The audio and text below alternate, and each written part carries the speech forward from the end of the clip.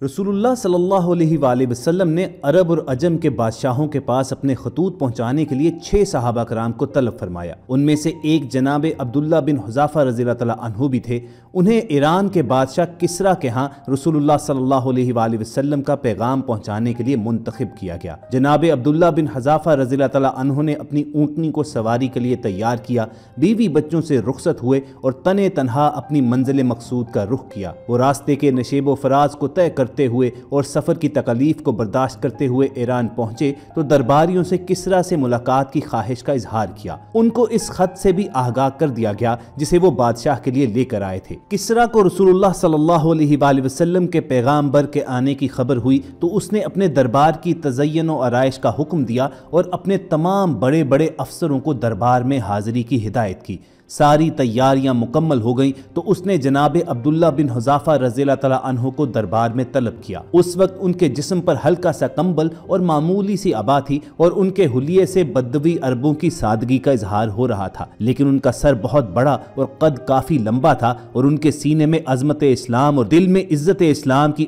آتش جوالہ شعلہ زن بھی تھی۔ کسریٰ نے ان کو اپنی طرف بڑھتے دیکھا تو ایک درباری کو اشارہ کیا کہ وہ خط ان کے ہاتھ سے لے لے، مگر جناب عبداللہ رضی اللہ تعالیٰ عنہ نے کہا کہ نہیں، رسول اللہ صلی اللہ علیہ وآلہ وسلم کا حکم تھا کہ میں یہ خط اپنے ہاتھ سے آپ کے حوالے کروں اور میں اپنے آقا کے حکم کی خلاف ورزی نہیں کر سکتا۔ کسریٰ نے درباریوں سے کہا کہ اسے چھوڑ دو اور میرے قریب آنے دو۔ جناب عبداللہ رضی اللہ تعالیٰ عنہ نے کسریٰ کے قریب جا کر خط اس کے سپرد کر دیا تو اس نے اپنے عرب سیکریٹری کو بلایا اور اسے اپنے سامنے خط کھولنے اور اس کو پڑھنے کا حکم دیا۔ کسریٰ کے ملازم نے خط کھول کر پڑھنا شروع کیا۔ اللہ رحمان الرحیم کے نام سے محمد رسول اللہ صلی اللہ علیہ وآلہ وسلم کی طرف سے شاہ ایران کسریٰ کے نام، سلامتی ہو اس پر جو ہدایت کی پیروی کرے۔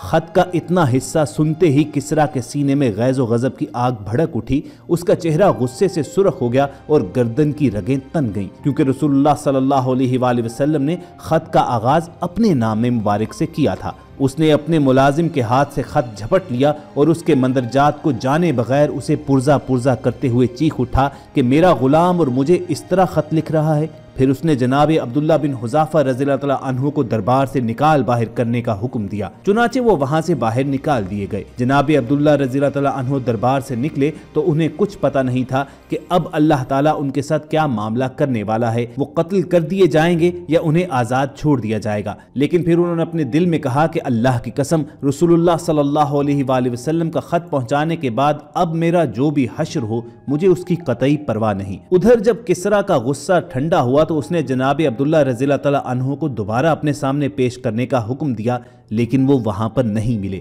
اس کے آدمیوں نے بہت تلاش کیا مگر ان کا کوئی سراغ نہ ملا۔ ان لوگوں نے ایران سے جزیرۃ العرب تک جانے والے تمام راستوں کو چھان مارا مگر وہ ان کے ہاتھ سے نکل چکے تھے۔ جب جناب عبداللہ رضی اللہ تعالیٰ عنہ رسول کریم صلی اللہ علیہ وآلہ وسلم کی خدمت میں حاضر ہوئے تو انہوں نے کسریٰ کے ساتھ پیش آنے والے واقعات کی کل رودات آپ صلی اللہ علیہ وآلہ وسلم کے گوش گزار کر دی اور خط پھاڑنے کے واقعے سے بھی آپ کو آگاہ فرمایا۔ ان کی مکمل داستان سن کر آپ صلی اللہ علیہ وآلہ وسلم نے صرف اتنا فرمایا، اللہ اس کی سلطنت کو پارا پارا کر دے۔ ادھر کسریٰ نے اپنے یمن کے گورنر بازان کو لکھا کہ اس شخص کے پاس جس نے حجاز میں نبوت کا دعویٰ کیا ہے اپنے 2 طاقتور اور بہادر آدمیوں کو بھیجو اور انہیں حکم دو کہ اسے پکڑ کر لائیں اور میرے سامنے پیش کریں۔ حسب حکم یمن کے گورنر بازان نے اپنے 2 بہترین آدمی رسول اللہ صلی اللہ علیہ وآلہ وسلم کی طرف روانہ کیے۔ وہ دونوں پہم اور تیز رفتاری کے ساتھ مراحل سفر طے کرتے ہوئے طائف پہنچے۔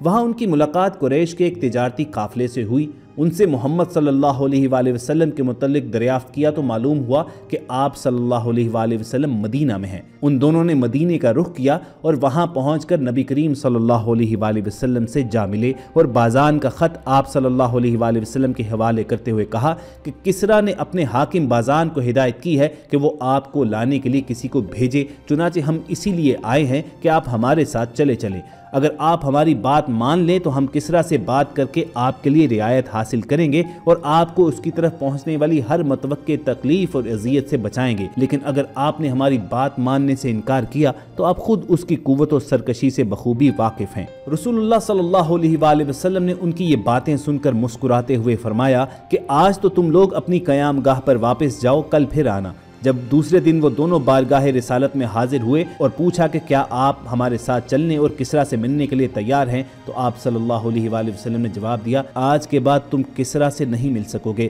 اللہ نے اس کے بیٹے کو فلاں مہینے کی فلاں رات کو اس کے اوپر مسلط کیا اور اسے ہلاک کر ڈالا ہے۔ یہ سنا تو ان کے چہروں پر دہشت و حیرانی کے آثار ظاہر ہوئے۔ وہ ٹکٹکی باندھ کر آپ صلی اللہ علیہ وآلہ وسلم کی طرف دیکھنے لگے، پھر اپنی حیرت پر قابو پاتے ہوئے بولے کہ جانتے ہیں آپ یہ کیا کہہ رہے ہیں؟ کیا یہ بات ہم بازان کو لکھ دیں؟ آپ صلی اللہ علیہ وآلہ وسلم نے جواب دیا، ہاں، اور اس کو یہ بھی لکھ دینا کہ میرا دین کسریٰ کی سلطنت کے آخری حدود تک پہنچے گا، اور اسے یہ بھی لکھ دو کہ اگر تم اسلام قبول کر دو تو میں تمہارا یہ سارا زیر حکومت علاقہ تمہارے سپرد کر کے تمہیں تمہاری قوم کا حکمران بنا دوں گا۔ اس کے بعد وہ دونوں آپ صلی اللہ علیہ وآلہ وسلم سے رخصت ہو کر بازان کے پاس یمن واپس پہنچے اور رسول اللہ صلی اللہ علیہ وآلہ وسلم کی دی ہوئی خبر سے اس کو مطلع کیا۔ بازان نے کہا، اگر ان کی یہ بات درست ہے تو یقیناً وہ اللہ کے نبی ہیں، اور اگر ایسا نہیں تو سوچوں گا کہ مجھے ان کے ساتھ کیا رویہ اپنانا چاہیے۔ پھر اس کے چند روز بعد ہی کسریٰ کے بیٹے کا خط بازان کے پاس پہنچا، جس میں اس نے لکھا تھا کہ میں نے کسریٰ کو قتل کر دیا ہے،